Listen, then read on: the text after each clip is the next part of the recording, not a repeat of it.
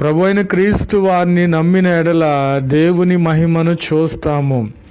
ప్రభు అయిన క్రీస్తు వారిని మనము అమ్ముకొనకూడదు. మనము క్రీస్తుని కలిగి ఉన్నామని, ప్రార్థన చేస్తున్నామని, బైబిల్ చదువుతున్నామని మంచిదే. కానీ ప్రభు అయిన క్రీస్తు వారికి తగినట్లుగా ఉన్న ఎడల మనము దేవుని మహిమను చూస్తాము.